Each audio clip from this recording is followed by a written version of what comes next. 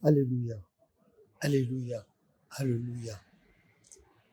C'est pour un mobile impératif que je viens m'adresser à vous en ce moment-ci. C'est des moments de douleur et des moments de joie. Moments de douleur en ce sens que l'homme qui est né mourra. Et le salaire du péché, c'est la mort, comme a dit Romains 6, verset 23. Je veux parler de certains personnages ce soir, en l'occurrence, notre frère, l'homme de Dieu, le prophète Temitope Balogun Joshua, qu'on appelle communément Tibi Joshua, prophète fondateur de la synagogue Church of All Nations à Ikoton-Egbe, au Nigeria. En effet, ce dernier est né en juin 1963.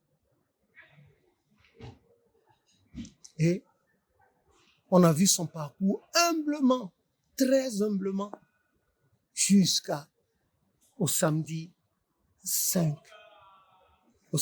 4 juin 2021, à quelques heures, quelques jours seulement de son 58e anniversaire, il a reçu les partenaires de sa synagogue dans la montagne où Dieu nous a permis, à mon épouse et à moi, de nous rendre une fois aussi. C'est de Tibi Joshua que je veux parler. Les gens ont beau dire n'importe quoi de lui. Personne ne sait qui l'autre est. Dieu seul, dont le trône repose sur l'équité, sait qui chacune de ces créatures est.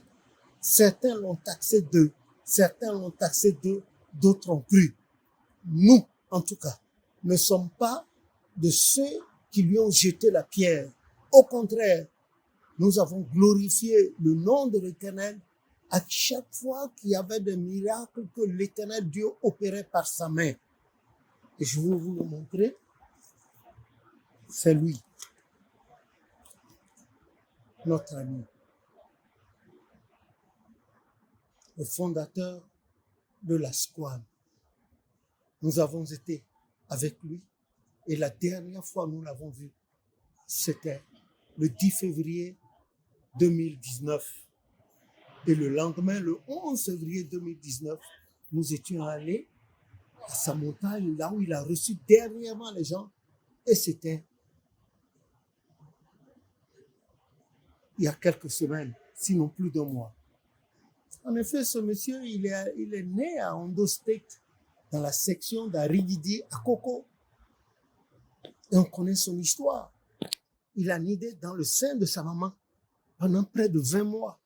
Et à sa naissance, quelques jours seulement après sa naissance, l'Éternel lui a fait échapper miraculeusement à un éboulis de pierre. Et la plus grosse des pierres est tombée juste à côté de lui. Nouveau-né, il était couché là. Donc, l'Éternel Dieu, qu'il avait connu déjà, l'a prédestiné, l'a appelé à sa naissance, l'a justifié. Et aujourd'hui, le 9 juillet 2021, le glorifie par le genre d'obsèques, le genre d'enterrement digne des grands hommes que Dieu a envoyés sur la terre. On l'a vu aller à l'école. Et à l'école, quoi qu'il ait une origine musulmane, à l'école déjà, il aimait les Saintes Écritures et touchait pratiquement à la Bible au point qu'on l'a surnommé Small Pastor. On a vu également dans son histoire montante, le jour où il a désarmé un fou qui avait un cimarron pour blesser les gens, il s'est porté devant ce fou-là, tandis que tout le monde fuyait, et il lui a parlé. Et la puissance de l'Éternel s'est reflétée sur la parole, et ce dernier lui a rendu le cimarron qu'il avait en tentant de blesser les gens. Et ensuite, on l'a vu partir.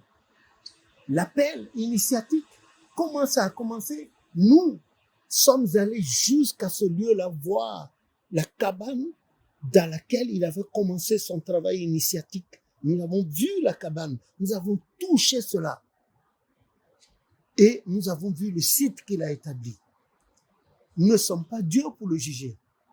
Nous avons vu, c'est comme ça, Papa Oshofa également a fait son travail ici, a commencé avant notre naissance à nous, mais le Seigneur m'ayant permis d'être né de la deuxième personnalité historique de l'Église, comme je vais vous montrer la photo.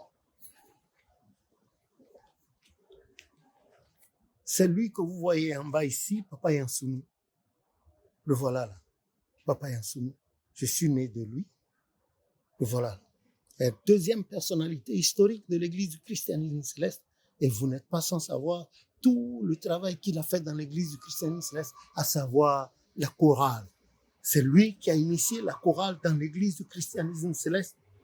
Dans ces années-là, en 1950, en février, en 1950, en Côte d'Ivoire. C'est lui. Les voilà mes parents. Les voilà les deux ici. Papa et maman Yansounou. Voilà. Ils ont travaillé sur Papa Oshofa. Avec Papa Oshofa, ils étaient déjà ensemble avant la fondation de l'église. Voilà Papa Oshofa, le prophète Oshofa. Lui aussi, c'est comme cela qu'il a travaillé.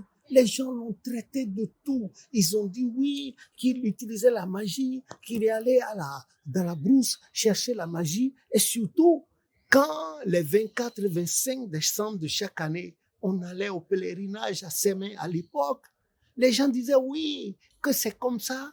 Tous les 24, il amenait ses adeptes, ses ouailles, ses fidèles, je parle de Papa Oshofa, il amenait ses fidèles là-bas pour pouvoir les initier aux pratiques de Mami Wata.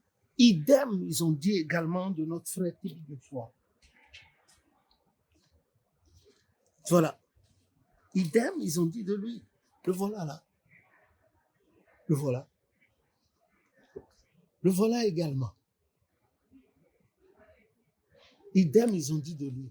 Et ici, voilà un des stickers qu'il avait donné à l'époque pour nous. Voilà, pour le monde qu'il distribuait. Et si je tiens à présenter, si je tiens à le présenter, à parler de lui, c'est parce que quand je ne l'avais pas encore vu sur le plan physique et charnel, j'ai sur des plans spirituels élevés. Je l'ai vu, il m'a parlé et j'étais en train de rédiger ce livre-là, le T4.